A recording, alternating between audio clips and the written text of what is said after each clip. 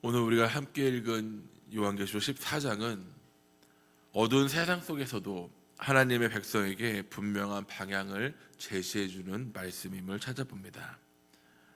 특히 오늘 읽었던 6절부터 13절은 새 천사의 음성을 통해 마지막 시대를 살아가는 성도가 무엇을 붙들어야 하는지를 선명하게 보여주고 있습니다. 요한은 먼저 한 장면을 보게 됩니다. 한날 한가운데로 날아가는 한 천사, 그리고 그 천사가 전하는 메시지입니다.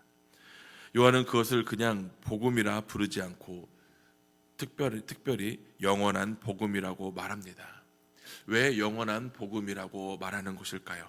이 복음은 세상의 정치적, 경제적, 나라의 흥망성쇠 혹 권력의 변화와 상관없이 흔들린 적이 없는 참된 복음이기 때문입니다. 시대가 바뀌어도 동일하며 어떤 상황에도 바뀌지 않는 하나님의 구원의 부르심이기 때문에 영원한 복음이라고 고백하고 있는 것이죠. 천사는 큰 소리로 외칩니다. 7절이면 그가 큰 음성으로 이르되 하나님을 두려워하며 그에게 영광을 돌리라. 이는 그의 심판의 시간이 이르렀음이니 하늘과 땅과 바다와 물들의 근원을 만드신 이를 경배하라 하더라 라고 말씀합니다. 여기서 말하는 두려워하면은 벌 받을까 벌벌 떠는 몸을 움츠리는 두려움이 아닙니다. 하나님을 경외하는 두려움입니다. 창조주 하나님을 바르게 보는 마음, 그분 앞에서 자신을 바로 세우는 마음을 뜻하는 것입니다. 현실을 두려워하면 사람은 그 두려운 현실을 바라보며 흔들립니다. 하지만 하나님을 경외하는 사람은 그렇게 흔들리는 두려움을 하나님을 경외하는 믿음으로 하여금 그 바라보는 현실이 작게 보여질 것입니다. 그래서 천사는 영광을 돌리라고 말합니다. 심판의 시간이 다가오지만 그 시간에 성도에게는 종말이 아닌 하나님의 승리를 확신하는 시간이기 때문입니다. 그리고 마지막으로 천사는 분명하게 말합니다. 하늘과 땅과 바다와 물들의 근원을 만드신 이를 경배하라 하더라. 이 시대는 피조물을 경배하는 시대입니다. 돈을, 성공을, 사람과 인정을, 또 쾌락을 경배합니다. 그러나 천사는 오늘 우리에게 이렇게 말씀하고 있습니다. 너희가 경배할 대상은 오직 창조주 하나님 한 분뿐이라는 사실을. 이것이 영원한 복음의 본질임을 기억하시길 바랍니다. 오늘 하루를 여는 이 새벽 이 시간, 하나님을 경외하는 복된 믿음의 시간이 되기를 간절히 소망합니다.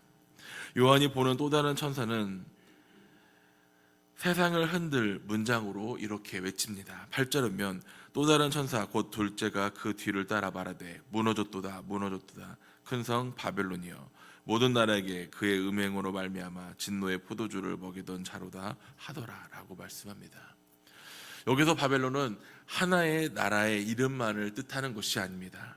하나님 없이도 살아갈 수 있다고 여기는 나라, 하나님의 자리에 자신을 올려놓는 세상의 가치관을 세우는 나라, 사람들을 유혹하며 하나님에게 멀어지게 만드는 것을 유혹하는 나라, 그러한 모든 것을 총칭하는 것을 뜻합니다.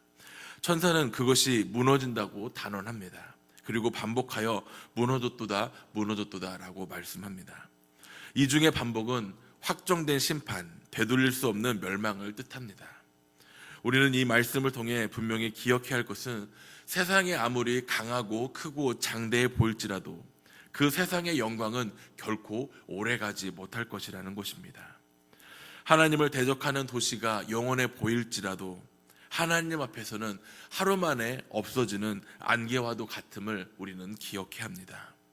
우리는 이 세상을 살아가며 세상의 소망을 품고 살아가는 이들이 아닌 천국의 소망을 품고 살아가는 하나님 나라의 백성들이 되시기를 바랍니다. 그리고 요한은 세 번째 천사의 음성을 듣습니다.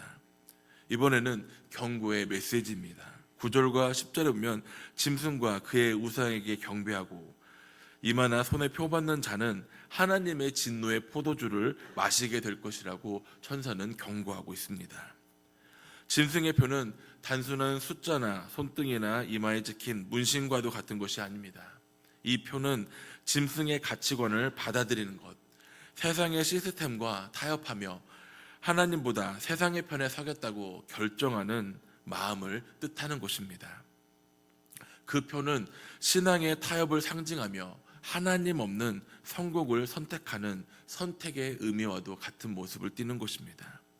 천사는 매우 강한 언어로 그 결과를 이야기합니다. 하나님의 진노의 포도주를 마시게 될 것이고 고난의 연기가 새스토록 올라가며 영원한 쉼이 없을 것이라고 경고하고 있습니다. 이 경고의 메시지는 비단 그 시대를 살아가는 성도들에게만 전해지는 것이 아닌 오늘을 사는 우리들에게도 동일하게 적용되어지는 말씀입니다. 그리고 이 말씀은 우리들에게 겁을 주기 위한 말씀이 아닌 믿음의 길을 지키도록 하나님을 붙들고 살아가는 우리에게 주는 말씀인 것입니다. 오늘날 우리는 짐승의 표처럼 보이는 수많은 압력 속에 살아갑니다. 믿음을 포기하라는 요구, 정직을 내어놓으라는 요구, 하나님보다 세상 편에 들라는 압박, 이 모든 것들이 짐승의 체계 속에 들어오라는 부르짐의 유혹인 것입니다. 작아 보이는 타협들이 결국 짐승의 표를 받는 삶으로 이어지는 것을 내가 기억하며 작은 불순종에도 마음을 내어주지 않기로 믿음의 결단을 세우는 저와 우리 사랑하는 믿음의 성도님들이 되시길 간절히 소망합니다. 이렇게 작은 결단들이 우리의 믿음을 단단하게 붙잡아 주실 것이며 그러한 작은 결단들이 성공하는 믿음의 길로 우리를 이끌어 갈 것입니다. 이제 천사의 외침이 끝나자 하나님께서는 우리에게 직접 말씀하시듯 위로의 선언이 이어집니다. 12절에 보면 성도의 인내가 여기 있나니 그들은 하나님의 계명과 예수에 대한 믿음을 지키는 자니라 라고 말씀합니다. 하나님의 백성에게 필요한 것은 놀라운 능력이 아닙니다. 대단한 영성이 아닙니다. 인내, 끝까지 붙잡는 믿음이 바로 우리 안에 있어야 할 것입니다. 하나님을 향한 단순한 충성, 말씀을 지키며 흔들리지 않는 믿음, 예수 그리스도를 향한 놓지 않는 믿음의 삶의 모습이 그것이 바로 오늘 이 시대를 살아가는 우리들의 믿음의 표임을 기억하시길 바랍니다. 그리고 13절에 이어지는 말씀을 보면 또 내가 들으니 하늘의 음성이 나서 이르되 기록하라 지금 이후로 주 안에서 죽는 자들은 복이 있도다 하시매 성령이 이르시되 그러하다 그들의 수고를 그치고 쉬리니 이는 그들이 행한 일이 따름이라 하시더라 라고 말씀합니다. 성도는 이 땅에 살아갈 때 수고합니다. 때로는 믿음을 지키느라 눈물을 흘리며 때로는 손해를 감수하며 그 믿음을 지키려 몸부림칩니다.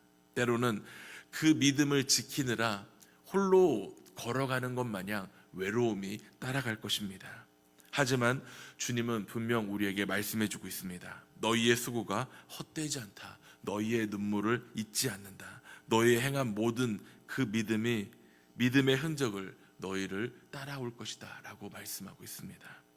눈에 보이는 세상이 강해 보일지라도 하나님 나라가 더 강하며 완전된 나라임을 우리는 기억해야 할 것입니다. 세상의 체제가 영원할 것 같지만 하나님의 말씀만이 영원함을 기억하시길 소망합니다. 짐승의 표를 요구하는 압력 속에서 그것이 크고 때로는 무섭고 두려워 보일지라도 하나님께서 주시는 위로의 말씀이 더 강하고 강대함을 기억해야 합니다. 그러므로 오늘 하루에 살아가는 하나님의 백성들은 주님의 주시는 이 새 천사의 음성을 기억하며 믿음의 결단으로 오늘 하루를 시작할 수 있기를 바랍니다. 하나님을 경외하시길 바랍니다. 바벨론의 영광에 속지 마시며 짐승의 압력에 굴복하지 않기를 바랍니다. 그리고 믿음의 인내를 붙잡으며 주님은 우리의 작은 충성 하나라도 잊지 않으시며 주 안에서 죽는 자가 복되고 주 안에서 살아가는 자가 복이 있다고 오늘 우리에게 주시는 말씀을 기억하며 오늘도 주님의 주시는 그 복을 기억하며 그 복을 누리며 그 복을 나타내며 살아가게 조금도 부족함 없는 하나님의 백성들이 되시기를 간절히 소망합니다.